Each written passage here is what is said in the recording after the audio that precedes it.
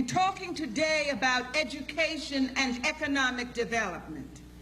There are two systems of education, formal and informal. The formal organization that we call the school is an industry.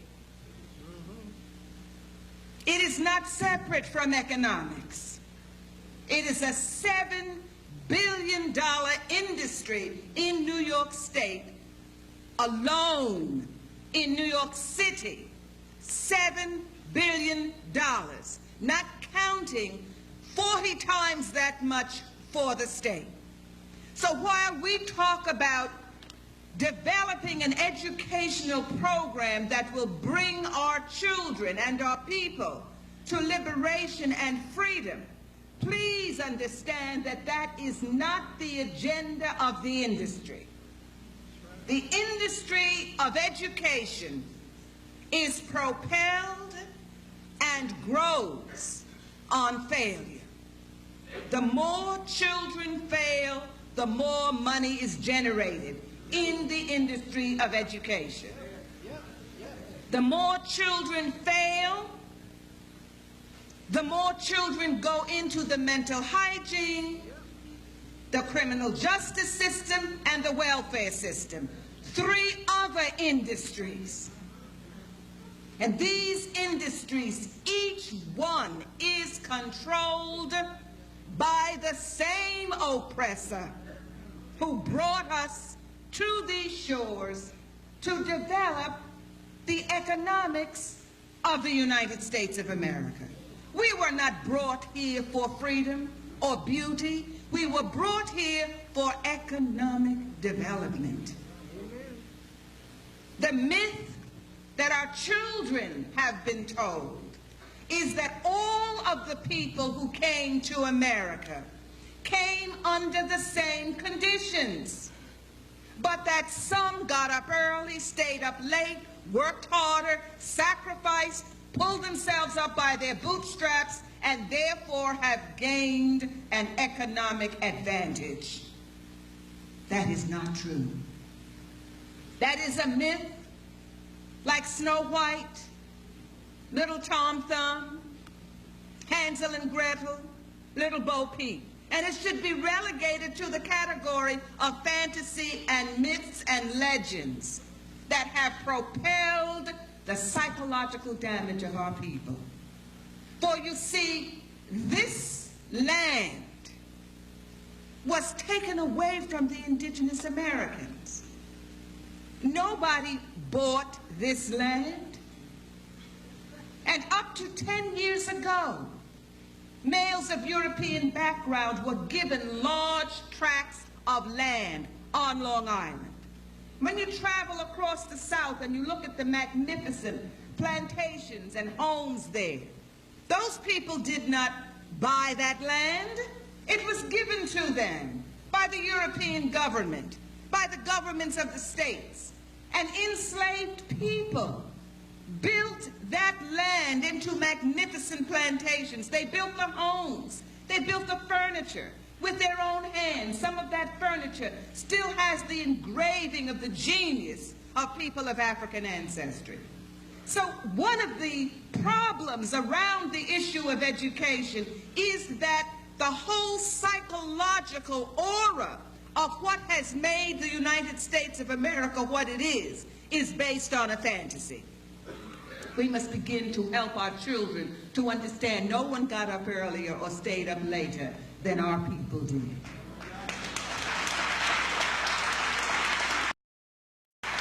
We must also help them to understand very clearly that there has been an exchange in the image of the historical oppressor. He one time was visible as the plantation owner and the slave master. That oppressor comes in a different form today, but it is the same oppressor. When we begin to talk about substance abuse and prevention programs, the textbook should be Chancellor Williams' The Destruction of the Black Civilization. For in that book, it tells our young people that drugs were brought into the community of people of color to form the disintegration of the social revolution. It was put there to keep us from sitting down at lunch counters, to keep us from getting into colleges and universities, to prevent us from having the kind of acuity of mind and body to develop a strategic plan for our freedom. And if we just told them that, it would help. What they have heard was, this is the black thing to do. This is the in thing. And we didn't tell them that that was a change in the message of the oppressor.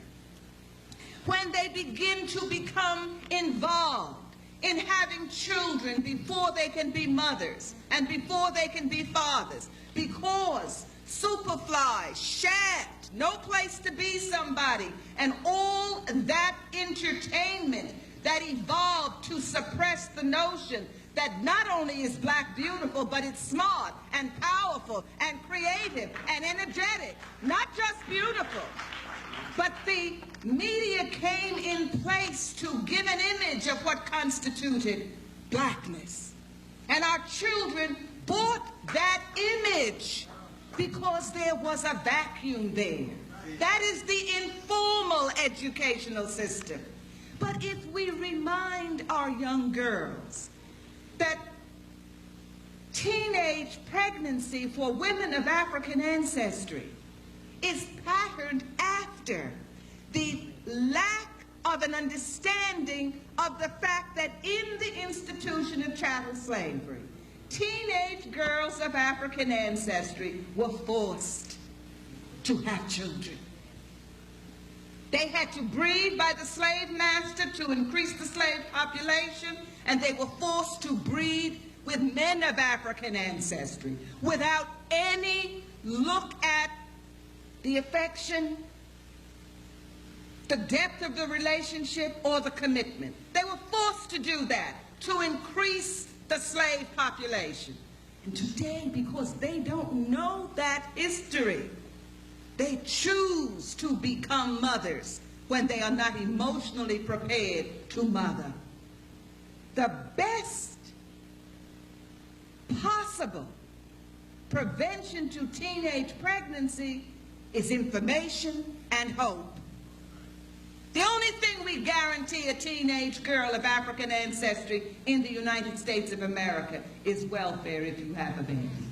We don't guarantee them a high school diploma that has any value. We don't guarantee them a decent job. We don't guarantee them an opportunity to develop a relationship with a male of African ancestry because we're busy putting them into the prison system and the mental hygiene system to have an industry for European people. There is an ineffable and irrevocable relationship between education and economics. You cannot separate them.